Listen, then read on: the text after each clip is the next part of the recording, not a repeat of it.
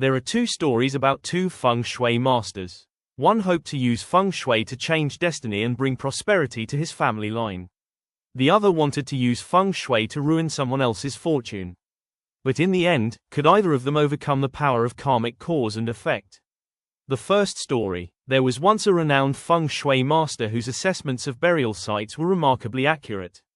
Many families who followed his advice and relocated their ancestral graves became wealthy afterward. Strangely, however, none of his own children ever became wealthy, nor did any of them attain an official position. One day, his son asked him, "Father, you are a great Feng Shui master. Why is it that no one in our family has ever become a government official? Couldn't you use Feng Shui to make our family prosperous and help us achieve official rank as well?" The Feng Shui master pondered for a moment before replying, "Yes, I can, but you must do exactly as I instruct. Tomorrow, at noon, an auspicious hour, the three of you should go to your grandfather's grave and perform a memorial offering. Then bury the package I have already prepared along the southeast to northwest axis. Within a few years, someone in our family will become an official. But remember this well, after burying it, on your entire journey home, you must not utter a single unlucky or negative word." The next day at noon, the three brothers followed their father's instructions and went to their grandfather's grave. After completing the ritual and burying the prepared object, they started walking home. Along the way, they encountered a beggar who pleaded, "Please have mercy and spare me a little food or a few coins." The eldest brother angrily kicked the beggar and shouted, "What terrible luck! Of all people, we had to run into a beggar." When they returned home, their father asked, "Whom did you meet on the way? Surely none of you said anything inauspicious." Unable to hide the truth, the three brothers confessed that they had cursed and even assaulted a beggar. After hearing their confession, the father sighed deeply. "You simply do not possess the blessings required to become officials. Although I have mastered the art of Feng Shui, even I cannot go against the power of karma." In truth, the Feng Shui master had known from the very beginning that Feng Shui could never forcibly create blessings that one's karma did not support. Had it been possible, he would have done so for his own family long ago instead of waiting for his sons to ask. He arranged the entire experience only so his sons could personally learn this lesson and understand it deeply. The second story. Another story took place during the Ming dynasty. There lived a poor family. Although they had very little, they were exceptionally kind-hearted. Whenever refugees passed through the area seeking shelter, they would always stop by this family's humble home, knowing they would receive a bowl of porridge or something to eat. One year, a man whose hometown had been devastated by floods became a refugee himself. Passing through the village, he noticed the family's small, shabby house and knocked on the door, hoping for a little food. The lady of the house saw the weary traveler and felt great compassion. She immediately gave him 2 corn cakes. After finishing the meal, the refugee was deeply moved and said, "To tell you the truth, I am actually a Feng Shui master. I have fallen on hard times and ended up wandering here. I am sincerely grateful for your kindness. I have no money to repay you, so please allow me to choose an auspicious burial site for your family instead." The woman was delighted and gladly accepted. The Feng Shui master selected a burial site and explained, "When one of your family members passes away, bury them here. In the distance lies a protective mountain before the site, while another mountain supports it from behind. The azure dragon guards the left, the white tiger protects the right, and a lake lies before it. This is truly an excellent Feng Shui location." The woman thanked him profusely before the master continued on his journey. However, this Feng Shui master was not entirely virtuous. He intentionally selected an extraordinarily auspicious grave because he knew that within 10 years the family would become immensely wealthy. His plan was to return then and demand a large reward. Several years later, the homeowner's elderly mother passed away. Following the master's instructions, they buried her in the chosen location. About 10 years later, everything happened exactly as predicted. The family's son passed the highest imperial examination, earned the title of Zhuangyuan, top scholar, and was appointed as a respected local magistrate. The family became prosperous, and their entire clan rose to prominence. Calculating the timing on his fingers, the Feng Shui master realized it was finally time to collect his reward. He thought to himself, "This family has always been kind-hearted.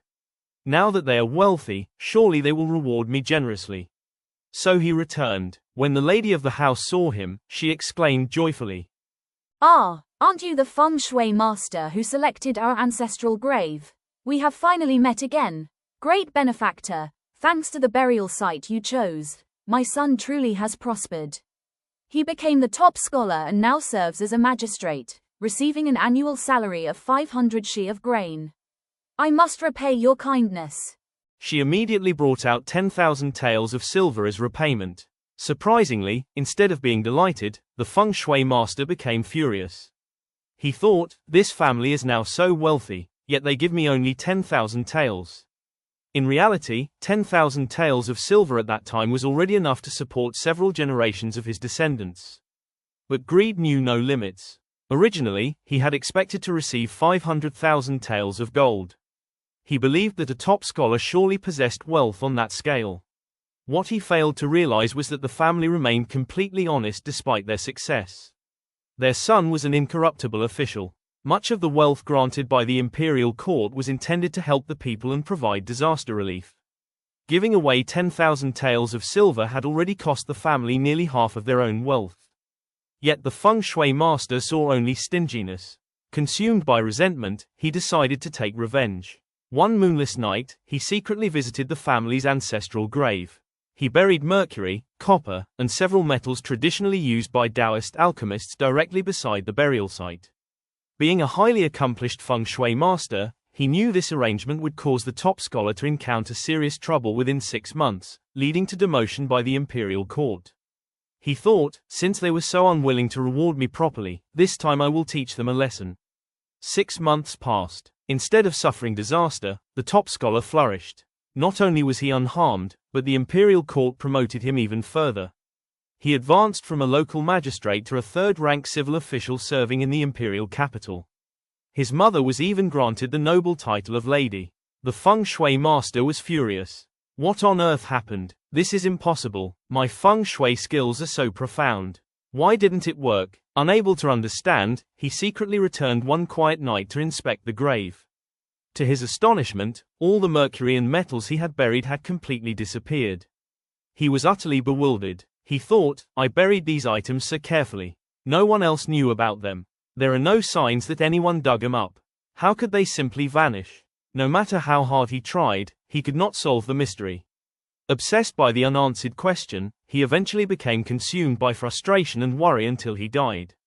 Although he possessed extraordinary mastery of Feng Shui, he understood absolutely nothing about the law of karmic cause and effect.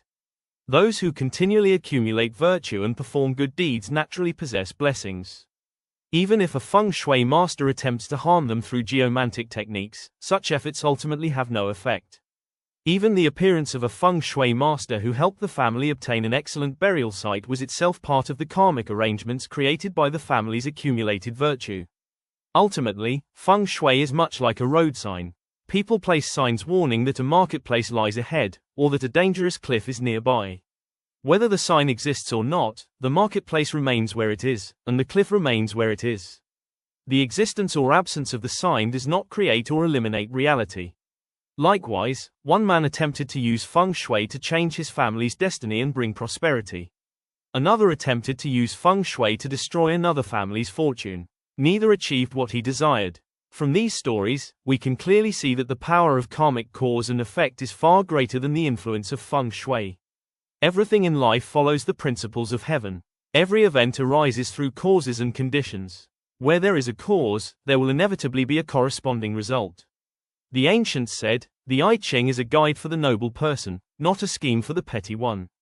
They also said, a blessed person naturally dwells in a blessed land. Someone who lacks virtue will still encounter misfortune even while living in the most auspicious location. Therefore, while living in this world, we should devote ourselves to accumulating virtue and performing good deeds. Do not commit even a small evil simply because it seems insignificant. Do not neglect even a small act of goodness because it appears trivial. If we diligently plant these wholesome causes through virtue and compassion, why should we worry that the fruits of blessings will not eventually ripen?